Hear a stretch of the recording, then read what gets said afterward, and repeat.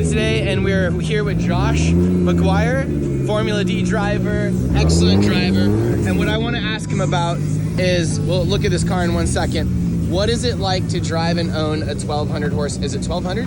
11, let's say 11. Okay, but more than, that's at the wheel, right? Well, right, so at the crank, yeah, we're over 12 probably. 1200 horsepower, 240SX. There's probably only a handful of them in the world. Right. What's it like to own? How much does it cost to run? How many tires do you go through? What type of fuel? Like, I don't think the layperson understands all these things. No. Like, how much does it cost to put a tank of fuel in it? So we're $70 for 5 gallons of fuel. And how big is a fuel cell? We're a 10-gallon tank with a surge tank, so we're probably about 8 gallons. Okay. How many gallons in a weekend do you normally go through? We did, let's see, 30 gallons yesterday in a, what? Oh my God. From 10 to 5. Well, right. 10 to 4. So I'll do the math in the thing, but 30 gallons in one day, so 60 Correct. gallons in a weekend. And that was being modest on the throttle. Oh, man. Trying to make it stretch. So you've had every type of 240SX, basically. You've had an S15, you've had an S14, you've had V8s, you've had probably 4 cylinders. Right.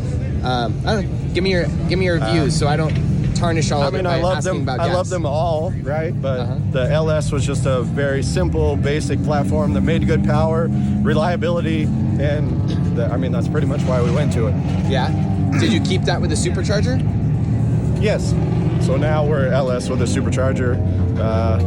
It's just more intense, you know, to make that extra 500 horse. Mm-hmm. So. And you do it with a supercharger? Why not a turbo? I think the instant power for me versus turbo lag and waiting for something to come in, I don't know, it's just more reliable for me than a turbo system. But they're pretty and similar. You need an intercooler, you need big injectors, you need all the same components. It's just the turbo, I think, has a lot more heat, a lot more intake air temp, is hotter. Mm-hmm. But I don't know, I've never really dabbled a lot in the V8 turbo stuff, just mostly SRs and 4-cylinder stuff. What is the point of this? To have fun. Just to have fun? I mean, but I mean, you're taking it pretty in the far. head and, you know, no, realistically, like, I don't know. It's just we only live once, so let's go to the moon and back and have fun with it, man. This is like the ultimate car. It's pretty crazy. This is the example. So people always say, or at least people used to say, I'm sure you've heard this, like, oh, you've got so much horsepower, it makes drifting easier. Instead of like, you know, a Corolla they think is the hardest, and they think like a Formula D car is easier. Right. Is it easier as you add horsepower? No, it gets you in more trouble faster. Really? Like, I feel. Is it because you're just going everywhere faster and the car acts more violently, or? Everything happens quicker, and then all the other surrounding parts have to be built to handle what it's actually making. Mm-hmm. So realistically, it's funner to have, or it's easier to have fun in a cheaper 350Z or whatever that's 400 horse. That's a good number. Mm-hmm. Like, you could play all day long on maybe 6 tires. Like, it's more affordable for sure. But how long do tires last on this thing? Probably not long. If we're full tilt boogie, like 2 laps. What else is it like owning this car and operating it that was not the same? Because I don't even know the questions to ask because I don't have a 1200 horsepower car. Tell me about the crazy stuff. Just maintenance is like number one. Oil changes every time we drive it, spark plugs. Every day you drive it, you do an oil change? Correct. Every event we drive, oil change. And this thing holds just over the heat cycle, oils break down, they get thin. Like, we just want to ensure our investment in the motor is going to be protected, so put fresh stuff in every time. I do mine once a season. Right, that's what I mean. A cheaper car, right? Yeah, whatever, put gas in it, go drive it 30,000 miles, or, you know, change your oil 3,000 miles, whatever. So you need to be very thoughtful on what events you go to, because they need to be worth your time. Right. Right now at this level, yes. It's like the whole, I mean, just dollar amount we have to calculate every expense. You're doing $40 ride-alongs today and yesterday, and it probably doesn't even break even. Or we broke even yesterday. You broke even? Yeah. Well, at least you get to do that. That's exactly. Pretty crazy. Get free track time. This was my first event. Like, this is rad. I hope we get to do more of them. But yeah, if I can go testing for free in a sense, break even, yes, we're doing wear and tear on the motor, so we're probably not breaking even in the long run. But I'm getting to shake the car down before we actually go compete and push it to its limits. So yeah. Do you want to show us around the car and show us details about high horsepower cars? Little details like this is insane. If you can see that next to my hand, the blow-off valve is crazy. Yeah, it's huge. That's a softball.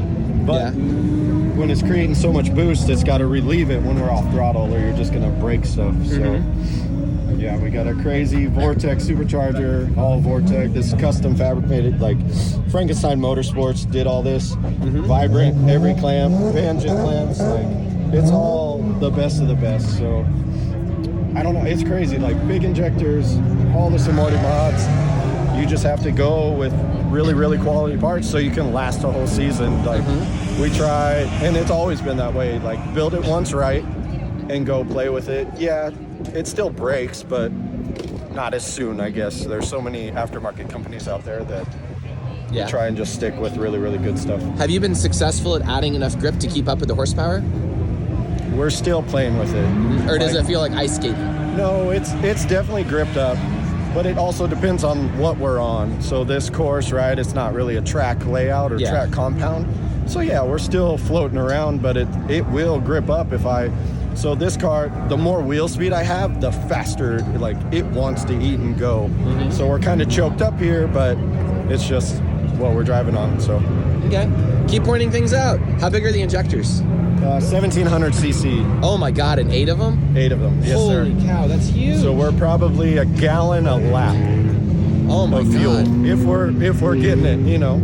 A gallon a lap here on this tiny skid pad? Yeah, that's Holy what we're cow. calculating right now. And are you actually, I see you have like individual... So we have EGT, right, individual. So we're monitoring basically the heat of each cylinder to make sure that we're not leaning out or having any failure internally. So, and that all runs to another box and then goes into basically our link ECU that we're running. So this is me being naive. Why run EGT probes instead of like little tiny widebands? Is it a cost thing? I've never had this individual. Is just old school technology, I think. Okay. And it's always worked, so we just went back to that. Okay, makes sense. All right, what else in here? Engine-wise, I mean, it's dry sump system. I don't know. Radium. Did you do a dry sump system because you're spinning it really high, or because you were having like reliability issues without having a dry sump, or I just because it's so expensive you just might as well do it? Yeah, I just started with a dry sump on my very, very first, and I had good success. A lot of the other cars, we have cavitation problems or slosh, or you'll suck the pan dry, like depending on what oil pump they're running. So yeah, we just always went back to a dry sump setup. Just to maintain, like that's your, the blood of the motor basically. So we always have a consistent set oil pressure and it stays. So for someone that also is not a race car nerd, how much does this AN fitting cost? That beautiful Dash 20 is probably $45 on that bin. Okay. So, and they average, like if it's a straight or a 90, like the price fluctuates, but yeah, they're, $40 to $50 easily, a fitting. How much did just all the oil lines and all the fittings in here combined cost, do you think? I don't know.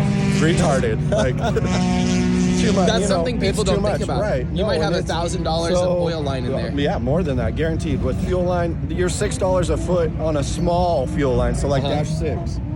This is Dash 20. That's yeah. I've never priced out Dash 20. So I didn't even know. It's one of the, you just don't look at the bill and here we go.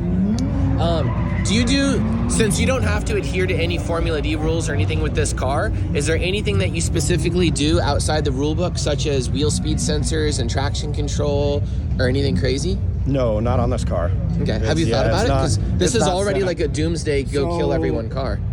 My last S14 chassis, we played with launch control, and that was on the tune basically to retard timing out of the hole, right?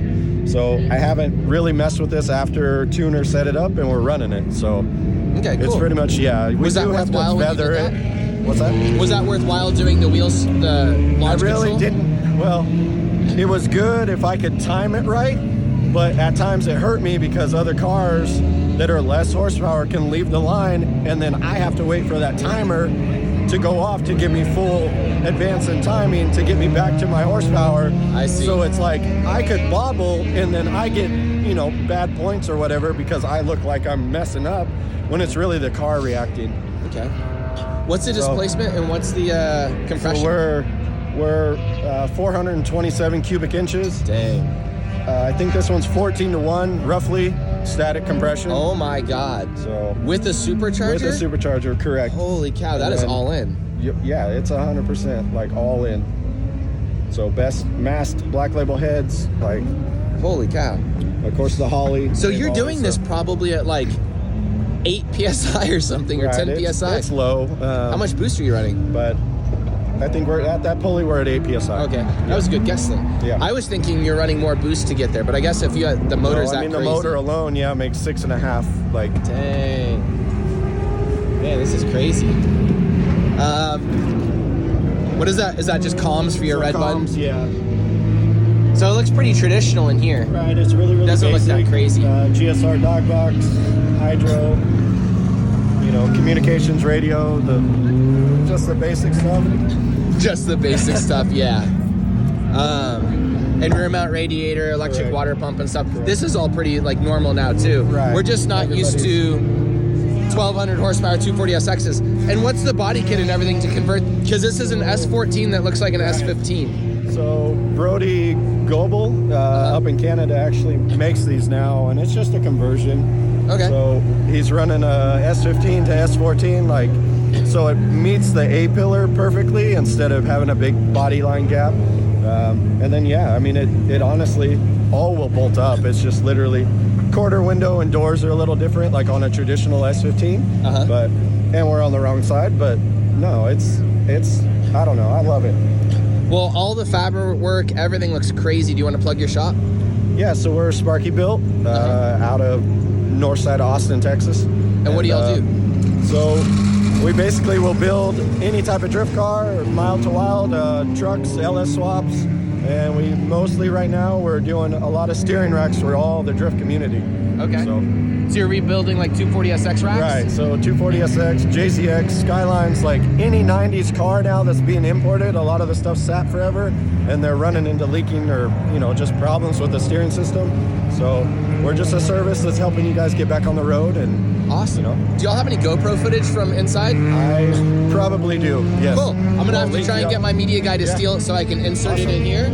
And thank you so much for showing us this. This is insane. I love, by the way, how even once you get up to like a 1200 horsepower car, nothing really becomes like you can be in a Formula D car and the cage can be very similar to like a Pro-Am car, or a fun car. The steering wheel is still the same thing. Like, there's only so much money you can put into cars sometimes, and there's a limiting factor of like tires. Right. So you could turn this thing up to 2,000 horsepower or something insane. But I don't know how long it would last. But like, it's not going to get any faster. If it can't get to the ground, there's no point. It's just sitting there and spinning. So yeah. What do you think, by the way, after driving this, the real limit is? 800 horsepower, 1200, 1500? A good limit for drifting?